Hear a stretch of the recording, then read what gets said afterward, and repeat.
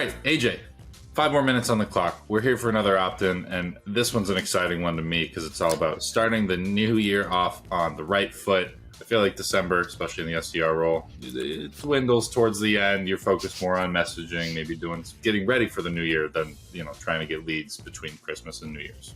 Tall task. I know that we talked to a lot of different SDRs who all have different ways to go about improving in the new year, hitting the ground running, however they want to phrase it. So I would love to get your take on how to set yourself up the right way for the new year in order to just be as successful as you can throughout the year instead of just a blip in January or any sort of things like that. Got it. Yeah, no, I'm very familiar with the idea of breaking your New Year's resolution very quickly. Something that I do pretty much every year. So I've learned how to avoid that. I think back to the conversation we actually had with Scott Bonish on the sort of main podcast that we do on this channel about goal setting. And one of the things that stuck out with me that he does that I would implore every rep to do is take macro goals and break them up into micro goals. There is a third part of that kind of helps you unlock the actual achievement of that goal that I'll get into. But very basically, if your macro goal is to book 2 more qualified meetings per week, throwing something out there, and you kind of work backwards from the numbers and you realize that to do that, you have to make an additional 20 calls a day to hit that goal. You've taken a large goal, get 2 more meetings a week, and broken it up into a smaller goal, make 20 more calls every day. That's a lot more achievable and kind of near term in the immediate future for you than the ever looming book 2 more meetings per week. Right. The folly that I see a lot of reps kind of hit, and I have fallen prey to this as well, is that you tell yourself, all I need to do is make 20 more calls and I'll hit my goal. It's not strategic in that sense. It is based or rooted in some type of conversion math, but it isn't simply do the thing, see the result. A lot of times reps will cheat, much like you do on a diet, and I know, scandalous, and they will maybe make those 20 calls at inopportune times, but they get them in because they know they have to do those 20 calls. And soon, the macro goal of hitting 2 net new qualified leads per week turns into just this obsession with, I have to make 20 more dials every day, and I'm going to do it no matter what. And diminishing returns says that at a certain point, they're just not adding the value that they should to actually impact the macro goal that you have. So the unlock here, and I want to get your thoughts on this, is that there's this idea of strategic resilience that you have to adopt to make sure that you're actually doing the thing at the right time and it's making the impact that you want it to. So instead of, I just need to make 20 extra calls today, thinking, okay, I know I work best between 1 p.m. and 3 p.m. That's my best calling block. I always get people on the phone during that time, or the data shows that my connect rates are higher. Let me try and squeeze as many of those 20 dials in during that time rather than, okay, I know I have an extra 5 minutes here. Let me just bust out 5 calls. That idea of kind of putting some thought and strategy behind the actual micro goal to impact the macro goal was a big missing piece for a lot of reps. Something that I coined as strategic resilience, probably already existed as a phrase, but that's a big aha. It was a big aha moment for me as a rep. Yeah, strategic resilience sounds almost too good, too buzzwordy, but it is. It is. I just tune myself out as soon as I say it. I'm like, oh, here we go again.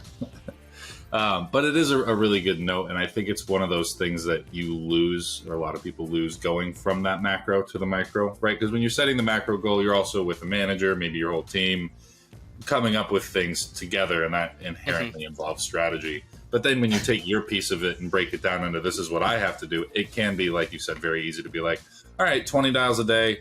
Maybe you get in the mindset all right, I'm going to do these all first thing in the morning and then account map the rest of the day. But you're not thinking about do I need to call the same person at different times of the day? Do I know when the best time to call is? And this applies to, email, LinkedIn, everything else as well. But I think maintaining that mindset of keeping it strategic as you bring it down to those smaller goals is really what you're hitting on, and really an area where it'll not only does it help you in the short term, but it also builds up the right habits going throughout the year so that next quarter you'll have a different macro goal. You'll be able to break it down and build on that, instead of just sort of like resetting, saying like, all right, this time it's 25 dials a day, or whatever simple metric you technically have as the goal. Yeah, I think that also hits on the idea of like realism. It's easy enough for a rep to be like, yeah, 20 extra dials a day. That's not a problem.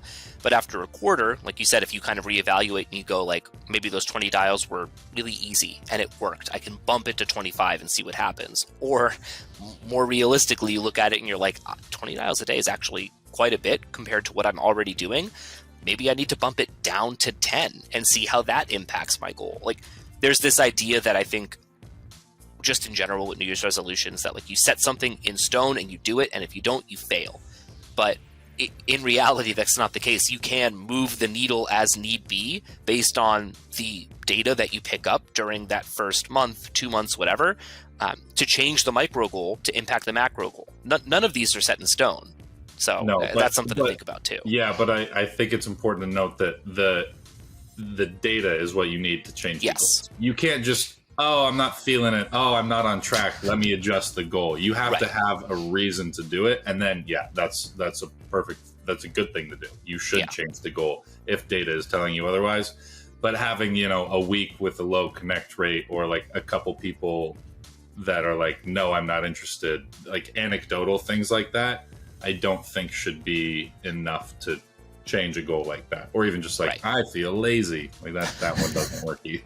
Yeah, getting back to that point of strategic resilience, you have to think about the data, all of the information you have at your disposal, using that rather than just gut feel or laziness being like, this isn't working. Let me just slip back into my old ways and then hate myself for another year. Exactly.